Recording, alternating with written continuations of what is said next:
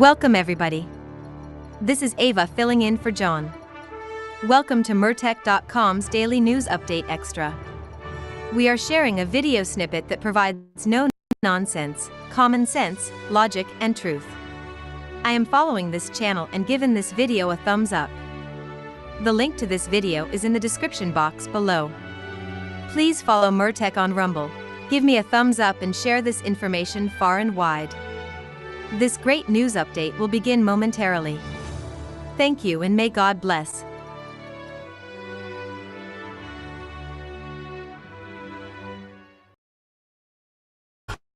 All right, when Democrats aren't blaming President Trump for the anti-ICE chaos in America's cities, party leaders are trying to deny anything bad is even happening. Take a listen to Maxine Waters here. Nobody was shot. Nobody was killed. Get it in your head. Don't think that somehow, because they called out the National Guard, there was violence. There was no violence. And Hillary Clinton decided to add her 2 cents, writing, California Governor Newsom didn't request the National Guard be deployed to his state following peaceful demonstrations. Trump sent them anyway. It's the first time in 60 years a president has made that choice. Trump's goal isn't to keep Californians safe. His goal is to cause chaos because chaos is good for Trump.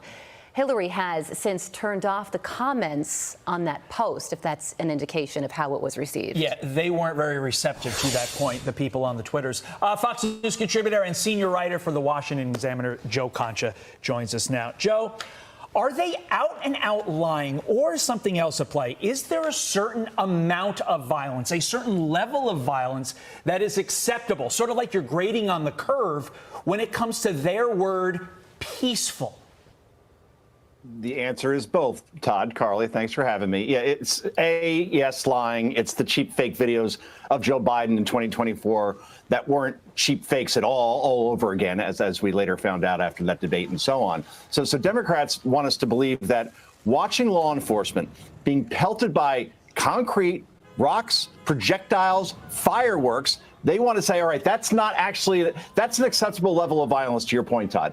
All of those businesses being ransacked and looted, ICE officers and their families being doxxed, that's apparently okay. That's the new normal. So it appears that everybody from Maxine Waters to Kamala Harris, Gavin Newsom, Karen Bass, Hillary Clinton, almost every Democrat not named John Fetterman, they want looting and rioting and lighting scores of cars on fire to be that acceptable new normal. And we're even hearing this analogy, you'll love this, Todd, particularly, from Democratic lawmakers on CNN and MSNBC, that this really is no different than a team winning a championship and celebrating in the streets. I mean, one ABC reporter said, quote, it's just a bunch of people having fun watching cars burn. So the media obviously is enabling this here.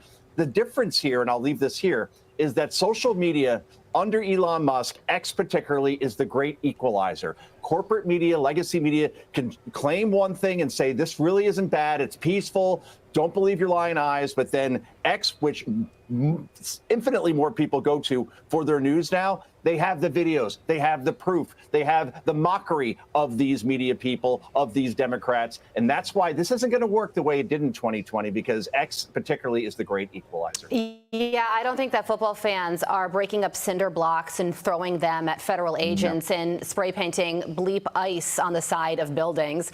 So we heard from Maxine Waters, we heard from Hillary Clinton. Here are other Democrats and media pundits reacting to this as well. Watch. All right. Things are peaceful here in Los Angeles. I hope and pray that they stay that way. Saturday night in Paramount, they had this situation under control. Overnight, LAPD got that under control. He has no idea what to do with the sustained and growing and intractable and indomitable protest and opposition of the American people against him. Game over, big guy, you lose. And to add to that, Joe, here's a Washington Post headline quoting someone. He's waging a war on us. The headline continues to read, as Trump escalates, Angelenos defend their city. So do you think, Joe, that this would have an impact? This moment right now will have an impact in the midterm elections? I mean, maybe the only thing helping Democrats right now is that there was a lot of time between then and now. Yeah, I think the only party it helps and president it helps is President Trump, because all I've seen is his poll numbers continue to steadily climb up, where you have many polls showing him above 50% in approval right now. It's not going in the opposite direction. But I'll share with you one very telling poll here. It comes from Insider Advantage. They were the most accurate poll of the 2024 election, or at least in the top three. They're ranked A by 538. And it says, do you approve Trump's National Guard deployment? There's a poll that just was out late yesterday. 60% approve, 40% disapprove. That's a 20-point difference. So, yeah, people support this because, again, what is the underlining theme here? ICE is trying to arrest murderers, rapists, and child molesters. And if you're against that as a party and as a media, you're definitely on the wrong side of an issue. And this will be a campaign ad, to your point, Carly, in 2026. Before we let you go, I need a quick answer on this. Breaking news this morning. Elon Musk's apology. The founder of Doge sent out this early morning post saying, quote, I regret some of my posts about President Donald Trump last week. They went too far. Where does this all lead, Joe? And specifically, does it lead to Elon Musk at the big, beautiful bill signing ceremony in the Oval? Can you imagine?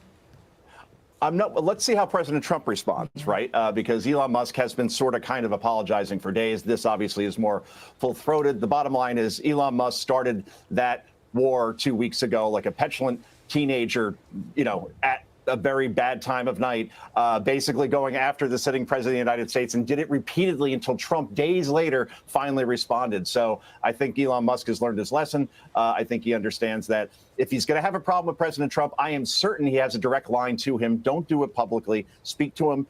Voice your concerns over spending, but to do it the way he did was a whole bowl of wrong. He knows it, and this tweet now proves it. So I think they move on, but I don't think they're going to be back to the level of friendship that they were perhaps before that, because it's kind of hard to go back from you were in the Epstein files. Oh, by the way, maybe you were. Yeah, some of his posts went too far. Yeah, understatement of the century. Yeah. I mean, this apology certainly doesn't hurt their relationship. I think President Trump has taken the high road on this one so far, and I'm sure he will continue to.